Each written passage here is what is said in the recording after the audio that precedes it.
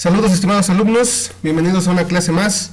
En esta ocasión vamos a ver un tema referente a sensores de sistemas de inyección electrónica de combustible y vamos a ver uno de los principales sensores de nuestro control de sistema de inyección. Este sensor es el sensor CKP, es un sensor muy interesante, muy importante que se utiliza para controlar la inyección. Vamos a ver cómo funciona, cómo diagnosticarlo y qué función tiene. Bueno, pues el sensor CKP viene por sus siglas en inglés Crankshaft Position, que básicamente es posición de cigüeñal, ¿sale? Posición de cigüeñal.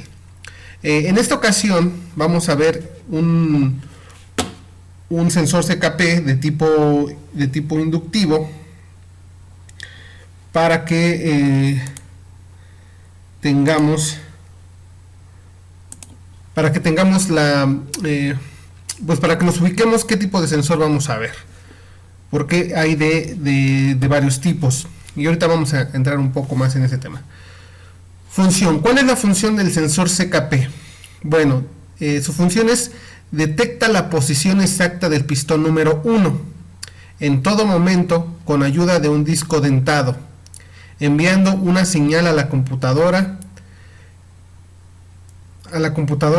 para que pueda determinar el momento y avance de encendido, así como el momento de inyección.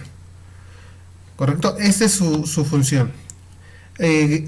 A partir de un disco dentado, como el que vemos aquí, a partir de este disco dentado, el sensor puede determinar la posición en la que se encuentra el pistón.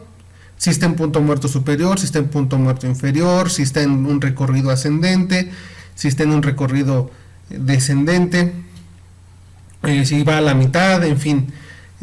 Gracias a este disco, la computadora puede determinar la posición exacta en todo momento de este pistón. ¿Para qué le interesa saber esa posición? Bueno, pues la computadora necesita saber esta posición para que ella pueda determinar el momento en el que debe de producir la chispa de encendido y también el momento de la inyección. También va a determinar las revoluciones o la velocidad a la que está girando el cigüeñal para también determinar el avance de encendido a determinados grados antes del punto muerto superior. Por eso es tan importante este sensor, porque permite a la computadora determinar el momento de encendido y el momento de la inyección. Ahora, ¿se fija solamente en el 1? Sí se fija en el 1, y el resto de los cilindros, el cálculo de avance de encendido y de inyección es por un simple cálculo geométrico. ¿Qué significa esto? Bueno, que si la computadora sabe en qué momento o en qué posición se encuentra el 1, por constitución geométrica sabe que media vuelta después o 180 grados después está el pistón número 2 y 3 en el punto muerto inferior. Y también sabe que una vuelta completa o 360 grados, también el pistón número 4 está en un punto muerto superior. ¿Sale? Es decir, todo lo demás es por simple geometría, ya que sabemos que hay un desfase de media vuelta entre cada uno de los cilindros. Entonces sabemos que un pistón explota en un punto muerto superior y 180 grados después sigue otro, en este caso el 3, 180 grados después el 4 y 180 grados después el 2. Ya posteriormente también la computadora se apoya del sensor de posición de árbol de levas para determinar la secuencia de inyección. Pero bueno, eso ya es otro tema aparte. Pero sí, el sensor de posición de cigüeñal se apoya de los sensores de posición de árbol de levas para tener un control más preciso de la inyección, ¿sale? Y hacer un motor más eficiente. Entonces, esa es la función de nuestro sensor CKP, detectar la posición del cilindro número 1 en todo momento con ayuda de un disco dentado, enviando una señal a la computadora para que pueda determinar el momento y avance de encendido, así como el momento de la inyección. Es decir, este sensor le va a ayudar a la computadora a determinar chispa e inyección. Tipos de CKP. Va a haber de tres tipos. Va a haber un tipo generador o inductivo, va a haber de tipo de efecto Hall y de magneto resistivo. En esta clase estudiaremos solamente el tipo inductivo. Y tenemos aquí una imagen donde nos muestra la diferencia entre un sensor de tipo inductivo, que es este que está aquí, el cual consta de dos cables y me genera una señal alterna, una señal análoga a través de un voltaje alterno. ¿Sale? Repito, el sensor de tipo inductivo o de tipo generador cuenta con dos cables, genera una señal análoga y un voltaje alterno. Mientras que el sensor de efecto Hall trabaja con tres cables y genera una señal digital con un voltaje de 0 a 5 volts. Es una señal cuadrada, una señal digital. Entonces son diferentes. Normalmente el sensor de efecto Hall o los sensores de posición de efecto Hall se utilizan en los árboles de levas y los de inductivos se utilizan en los de cigüeñal, aunque también se pueden utilizar de efecto Hall. Eso ya queda a discreción del fabricante. Ahora, ¿por qué se utilizan los de efecto Hall en los árboles de levas y por qué inductivo en el cigüeñal? Esa es una buena pregunta. Bueno, pues la razón es porque la relación de giro entre el eje del cigüeñal y los árboles de levas es 2:1. ¿Qué significa? Que por cada 2 vueltas del cigüeñal, el árbol de levas da solo una vuelta. ¿Esto qué significa? Que si nosotros colocamos un sensor inductivo en el sensor de posición, la velocidad sería más lenta, que la onda que genera no sería pues muy reconocible, no sería muy definida, tendría muy baja frecuencia y muy baja amplitud. Entonces lo que ocasionaría que no sería una señal muy bien definida, y eso causaría problemas en el procesamiento de la información, de los datos de la computadora. Entonces, por esa razón es de que se utiliza mejor el sensor de efecto Hall en los sensores de posición de árbol de levas, y en los sensores de posición de cigüeñal sí se utiliza el inductivo, porque aquí la velocidad es más rápida y obviamente la amplitud y frecuencia es mucho mayor, lo que ocasiona que sea una onda mucho más definida y más fácil de interpretar en el procesamiento de datos.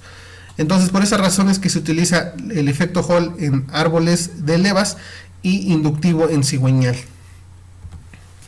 ¿Cómo funciona? Vamos a ver cómo funciona el sensor de posición de cigüeñal de tipo inductivo. Bueno, pues básicamente su constitución es muy sencilla. Es un imán permanente. En su interior, en su núcleo, en la parte interna, es un imán permanente, el cual tiene sus dos polos, norte-sur, y alrededor de él hay un devanado, hay un embobinado, ¿correcto? Es decir, hay un cable enrollado alrededor de él, alrededor de ese imán permanente, el cual, bueno, pues va a tener dos terminales, ¿vale? Porque es una bobina alrededor de un núcleo magnético. Y bueno, y lo que va a ocasionar, o lo que nos va a ayudar esto, es que al momento de que pase un núcleo de hierro o un pedazo de metal cerca de él, va a afectar la fuerza magnética que genera el imán permanente y va a crear una inducción electromagnética en la bobina, lo que me va a crear un voltaje a la salida. ¿Ok? Así de sencillo. Entonces tenemos aquí las partes del sensor, que sería la brida de fijación, donde se atornilla, el imán permanente, la carcasa del sensor, 4, la bobina, 5, el núcleo, 6, rueda dentada y 7, cableado eléctrico.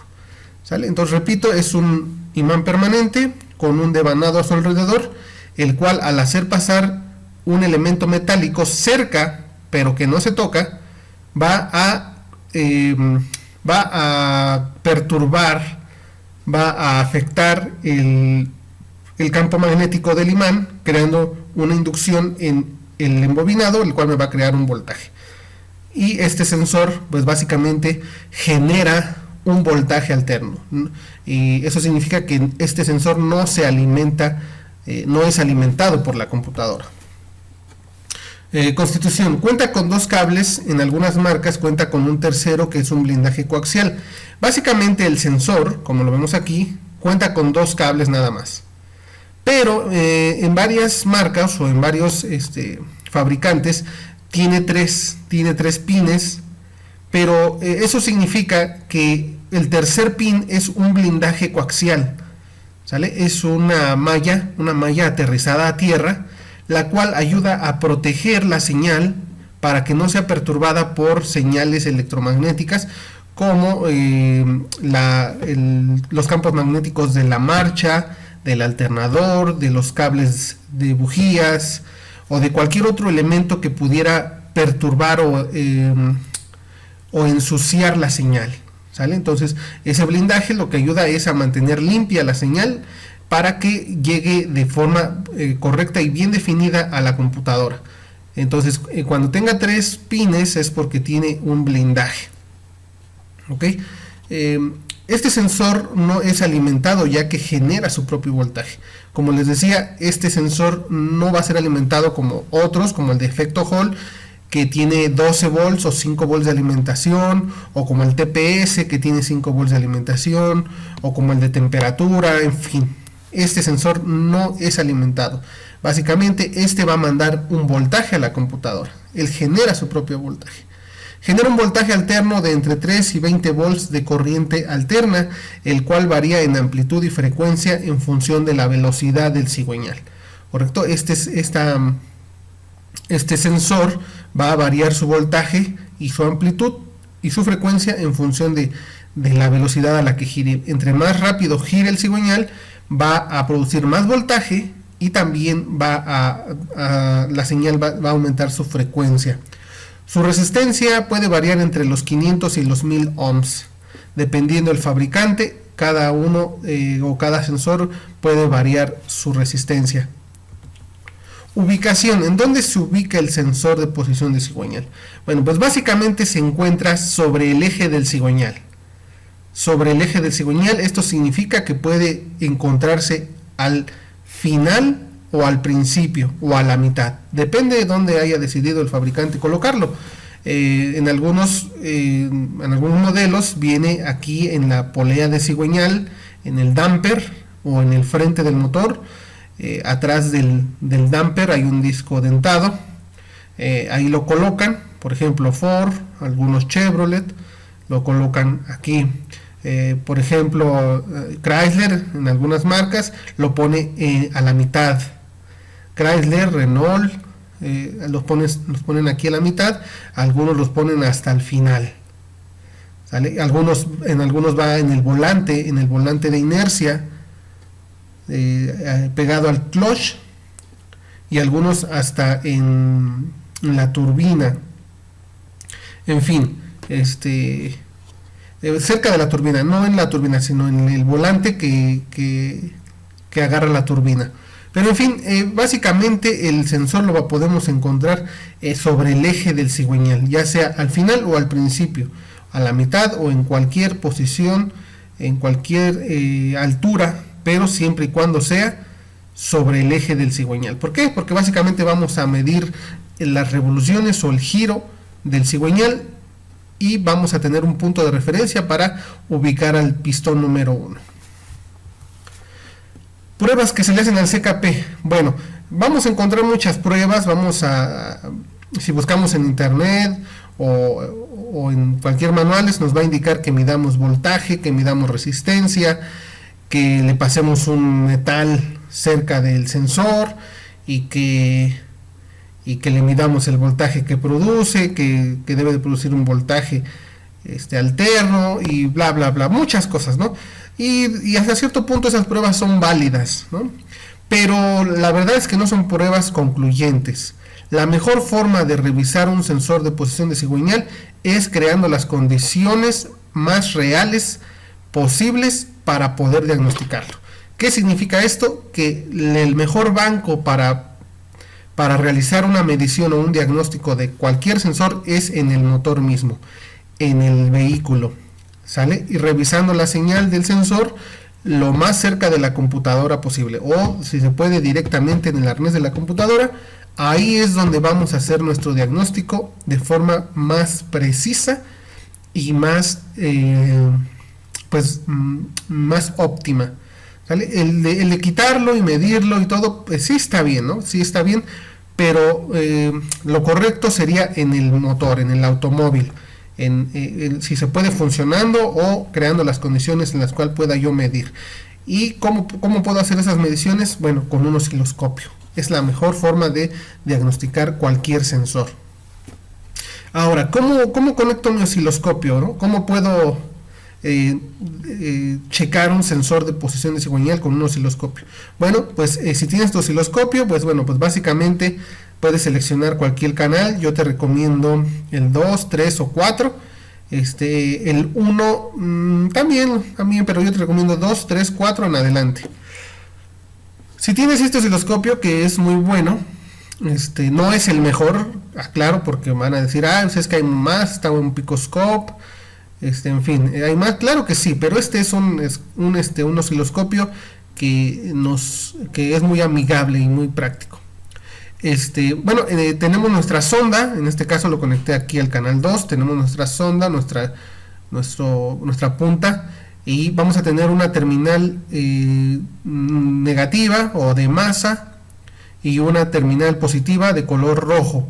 Lo que vamos a hacer es conectar el negativo o el cable negro, lo vamos a conectar a negativo de batería, ¿sale? Al poste o a la terminal, a la abrazadera de la terminal negativa de nuestra batería. ¿Por qué el negativo de batería? Porque es nuestro punto de referencia de diferencia de potencial más bajo, ¿correcto? Por eso es que se debe de conectar el cable negro a negativo de batería, porque no hay voltaje más, se puede decir voltaje más bajo que el negativo de la batería, ¿vale? Entonces es nuestro punto de referencia más bajo, por eso es que debe de ir ahí. Y el cable rojo lo vamos a conectar a cualquier punta del sensor de cigüeñal, es decir, a esta punta, ¿vale? Aquí vamos a conectar le vamos a poner un alfiler y aquí vamos a conectar nuestra punta roja, aquí, ya sea aquí o acá, no importa, ¿vale? Pero solamente en uno, ¿vale? Solo en uno, ya sea en el de arriba, en el de abajo, izquierda, derecha, en cualquiera. La señal va a ser pues la misma, ahí debemos de conectar nuestro osciloscopio, nuestra punta roja de nuestro osciloscopio, la negra es a negativo de batería y la roja a el sensor. Y bueno, una vez ya conectado nuestro osciloscopio, vamos a tener una gráfica de esta forma, ¿sale? Esta es la gráfica de un sensor, de la señal de un sensor de posición de cigüeñal de tipo inductivo, ¿sale? Y podemos notar aquí que es una señal análoga, es decir, está variando de dirección. Los electrones van hacia arriba y hacia abajo, eso significa que están cambiando de polaridad, positivo o negativo. Y pues cada pico que vemos aquí, cada pico representa un diente del disco reductor de nuestro disco dentado, ¿sale? Cada pico de estos es un diente, ¿correcto? Y este espacio que vemos aquí, este espacio es este hueco que tiene el disco reductor. Es decir, este espacio es nuestro punto de referencia, o es el punto de referencia que va a utilizar la computadora para determinar la posición del cigüeñal. ¿Qué significa esto? Que el fabricante ha determinado poner esta referencia en el volante con ciertos grados de antelación. Ahorita vamos a ver cuántos grados antes está colocado esto, y obviamente lo coloca en la programación de la computadora para decirle que ciertos grados antes está un punto de referencia, para que la computadora pueda determinar o pueda saber que ciertos grados después de haber pasado esta referencia, el pistón estará en punto muerto superior. Entonces aquí podemos ver que aquí tenemos una vuelta completa. Tenemos una vuelta completa o un giro de 360 grados. De este punto a este punto, ahí donde marcan las flechas, hay una vuelta completa. Ahora, para este ejemplo, hemos utilizado un vehículo Hyundai i10, Gran i10 Hyundai, motor 1.2 litros, el cual le bajamos la caja para realizar este estudio, este análisis, y contamos en este volante 58 dientes. 58 dientes. ¿Sale? ¿Qué significa? Que si tienen la paciencia de ponerle pausa al vehículo, al video, y contar cada uno de estos piquitos, van a contar 58 picos. ¿Sale? 58. De aquí hasta acá hay 58 picos, al igual que de aquí a acá hay 58 picos. ¿Por qué 58? Porque aquí hay este espacio donde, digamos, sí, de manera imaginaria tendrían que haber otros 2 dientes para completar los 60 dientes, ¿correcto? Pero se les ha quitado precisamente porque necesitamos saber esa referencia, ¿sale? Entonces, ¿que cómo lo sé? Bueno, porque yo lo medí, porque quitamos la caja y contamos los dientes y hicimos todo un estudio ahí para poderles brindar esta información. Como les digo, bueno, pues aquí estamos. Nosotros nos dimos a la tarea de medir, de checar cuántos dientes caben en ese hueco o en ese espacio vacío. Y bueno, tenemos esta imagen donde nos dice que de aquí a acá hay 3 centímetros, ¿vale? Este espacio vacío mide 3 centímetros y después medimos cuántos dientes caben en 3 centímetros y podemos ver que caben 2.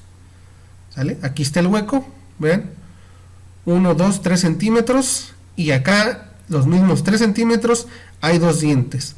¿Qué significa esto? Que en ese espacio habría de manera imaginaria 2 dientes más y 3 espacios vacíos.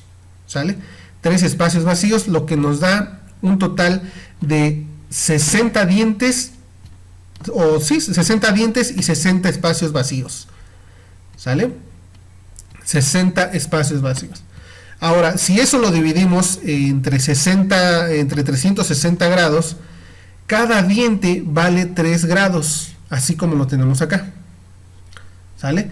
Cada diente vale 3 grados y cada espacio vacío vale otros 3 grados. Lo que significa que un diente y un espacio vacíos son 6 grados. ¿Vale? Si esos 6 grados lo multiplicamos por 60, porque son 60 dientes y son 60 espacios vacíos, nos daría un total de 360 grados. ¿Correcto? Es así como podemos calcular que cada diente vale 3 grados y cada espacio vacío o cada separación entre diente y diente vale otros 3 grados. Lo que significa que cada diente y cada espacio vacío, la suma de esos dos espacios suman 6 grados. Por 60 serían 360 grados. Pero obviamente ya en el cigüeñal, en el disco reluctor, pues esos 2 dientes ya no están faltantes, ¿sale?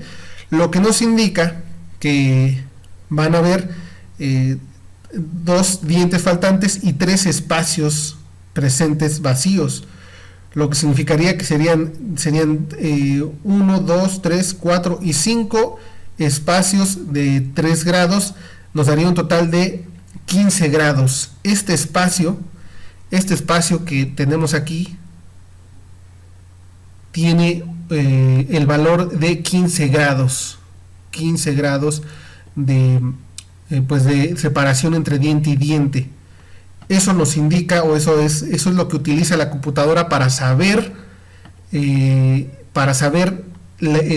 punto de referencia, a partir de qué punto empieza a contar para ubicar al pistón en el punto muerto superior. Ahora, muchos mecánicos o muchas personas o los estudiantes o personas que estudian esto creen que el punto de referencia, este hueco que vemos aquí, se encuentra exactamente en el punto muerto superior, y eso no es cierto, ¿correcto? Eso no es cierto.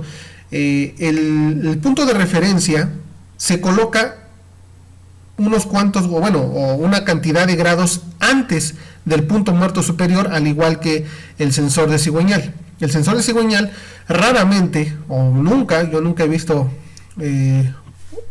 un sensor de cigüeñal, o a lo mejor sí llega a haber, pero debe de tener su programación específica, un sensor de posición de cigüeñal arriba exactamente en el punto muerto superior, ¿vale? Posiblemente lo haya, pero la mayoría de los sensores de posición de cigüeñal van a los costados, ya sea del lado izquierdo, del lado derecho, o en algunos en la parte de abajo, pero ninguno está en la parte superior del punto muerto superior, ¿sale? Normalmente se encuentran cierta cantidad de grados antes, esto con la intención de que la computadora tenga tiempo necesario para calcular el avance de encendido y la inyección. La pregunta es, ¿a cuántos grados está esa referencia respecto al punto muerto superior? ¿Vale? Es decir, si yo pongo el pistón número 1 en punto muerto superior, exactamente en punto muerto superior, ¿en qué posición o en qué lugar queda el punto de referencia o este hueco del disco reluctor? ¿A cuántos grados antes del punto muerto superior? ¿Sale? Esa es la pregunta. ¿Cómo podemos saber a cuántos grados está esta referencia respecto al punto muerto superior del cilindro del pistón número 1? Bueno, pues eso es muy fácil de saberlo. Para eso vamos a desglosar nuestro tiempo, vamos a desglosar nuestro diagrama circular en un diagrama lineal, ¿sale? Y bueno, aquí tenemos ya el diagrama circular de un motor con los 4 tiempos, y tenemos de color azul la vuelta de admisión o el porcentaje de vueltas en el proceso, y nos indica que la admisión en un ciclo real no dura 180 grados, sino que la admisión comienza antes del punto muerto superior. A eso lo conocemos como traslape valvular o avance, apertura de admisión. Y también sabemos que el cierre de la válvula de admisión no cierra exactamente en el punto muerto inferior, sino sigue abierta a ciertos grados después. Este tiempo se puede mover, obviamente eso ya lo sabemos, porque existe el sistema de distribución variable, pero bueno, no vamos a entrar mucho en ese caso para no confundirlos más, sino que simplemente sabemos que la admisión comienza antes del punto muerto superior y termina después del punto muerto inferior. Posteriormente tenemos la compresión, ok, aquí, la cual pues va a iniciar pasado del punto muerto inferior, y esta sí va a terminar hasta el punto muerto superior, porque no puede subir más el pistón y no puede comprimir más. Entonces sabemos también que al final del tiempo de la compresión, unos cuantos grados antes del punto muerto superior, se produce la chispa. En este caso, para este motor utilizamos el escáner para saber a cuántos grados estaba produciendo la chispa, y el escáner nos arrojó a 10 grados antes del punto muerto superior en ralentí y a temperatura normal de operación, ¿sale? Ese es el valor que nos dio el escáner de producción de la chispa. La chispa se está produciendo 10 grados antes del punto muerto superior, obviamente en ralentí, en carga mínima, en marcha mínima, y con temperatura de 100 grados del anticongelante.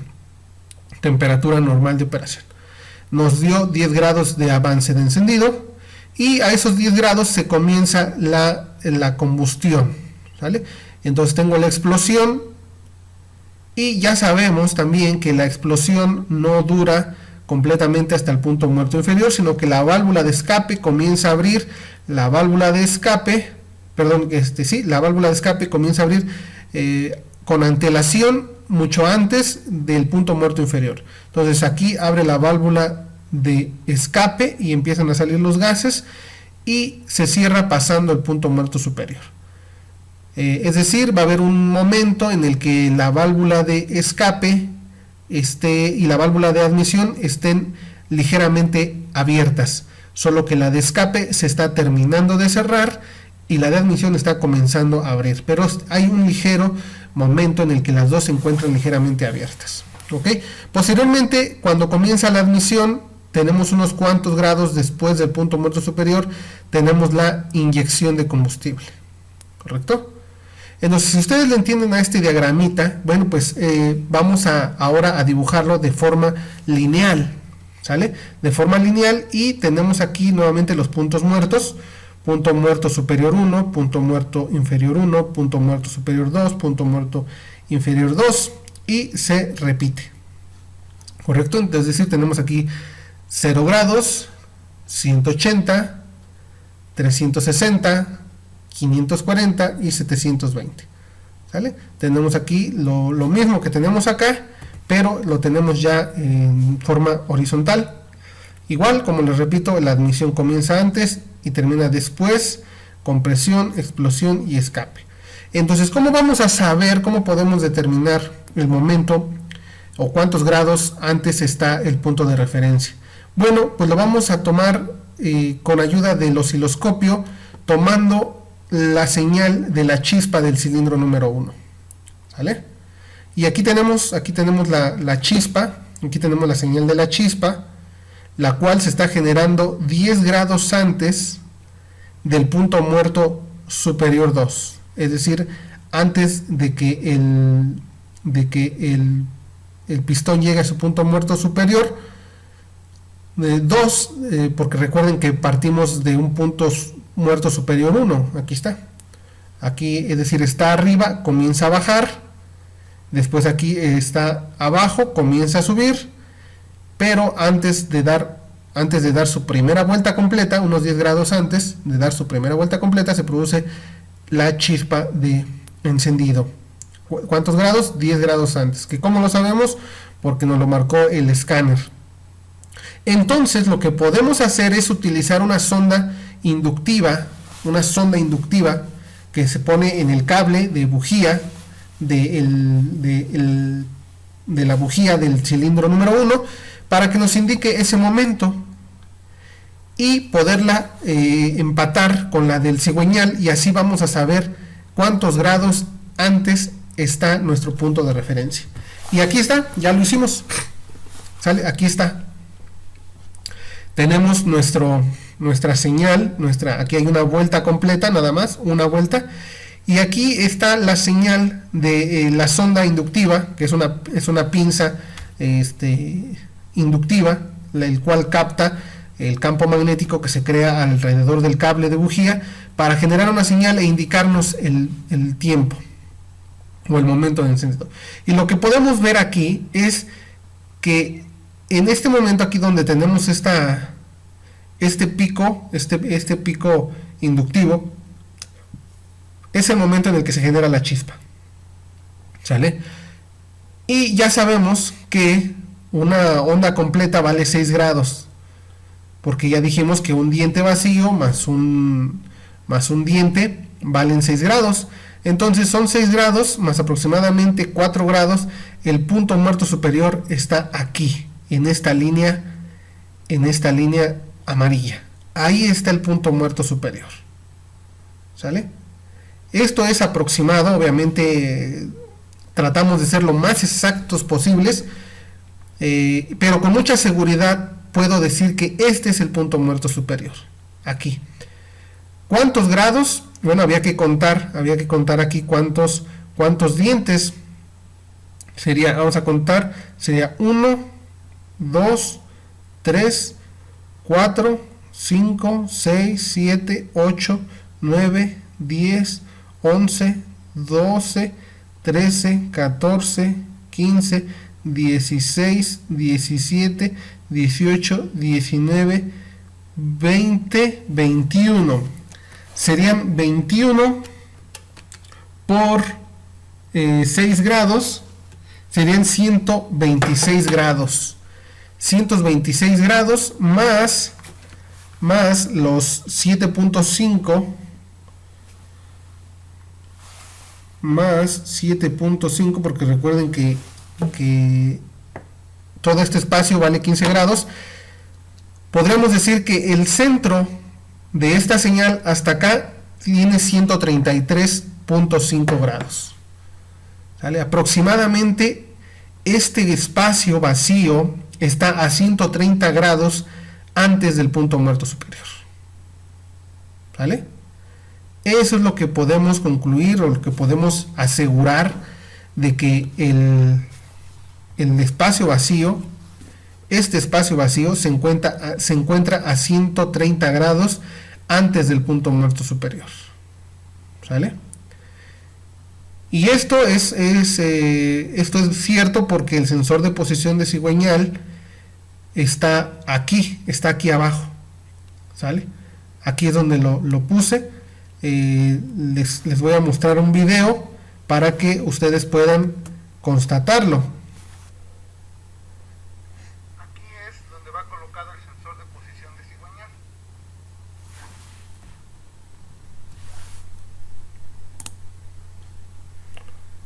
Aquí es donde va colocado el sensor de posición de cigüeñal.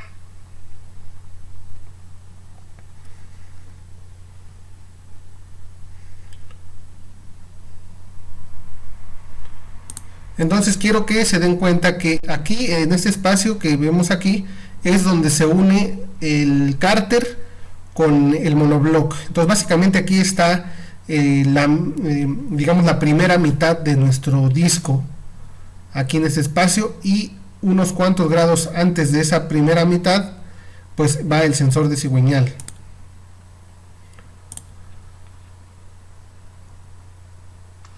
Ahí está.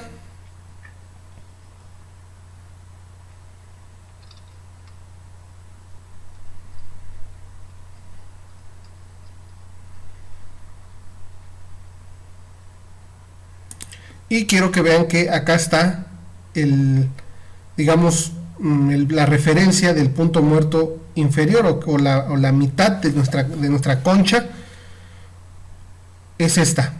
Entonces podemos ver que esta ni está hasta abajo, ni está más pegada hacia la parte de arriba que hacia la parte de abajo, lo que nos hace concluir que en efecto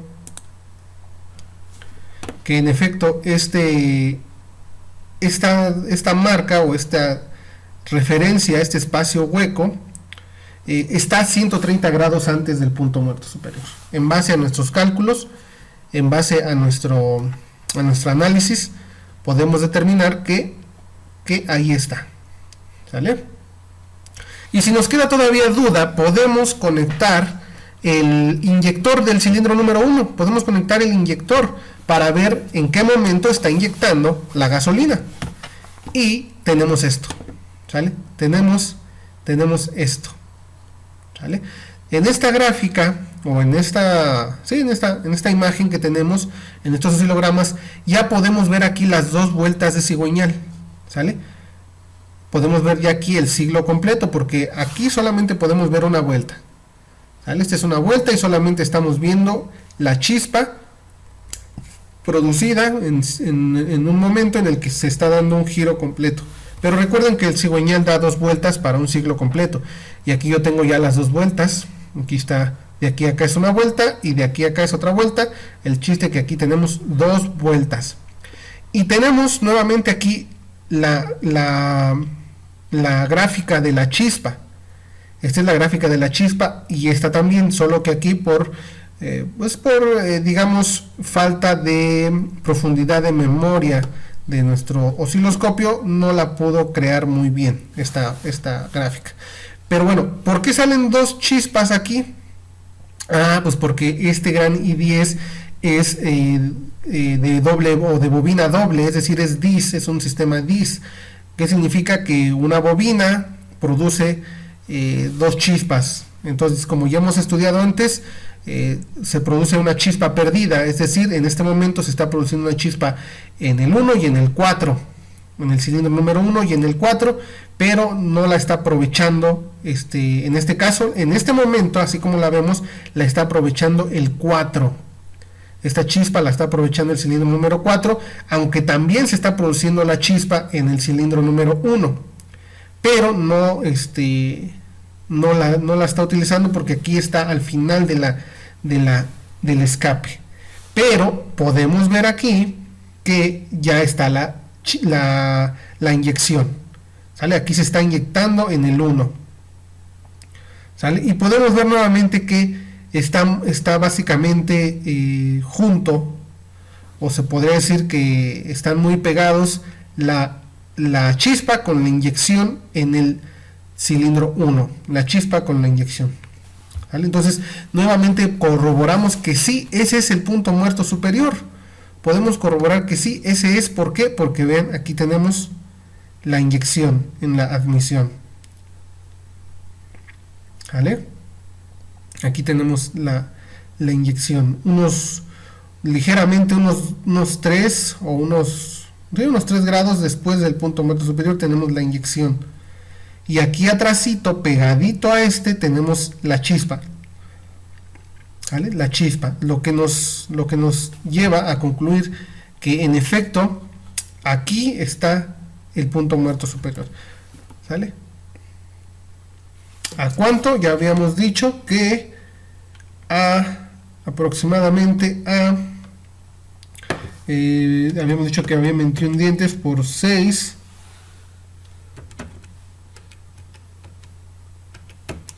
a 126 grados, ¿sale? Más este centro, 130 grados, ¿correcto? Y bueno, eso sería todo de mi parte. Yo les agradezco mucho su tiempo prestado, espero esta información les haya servido.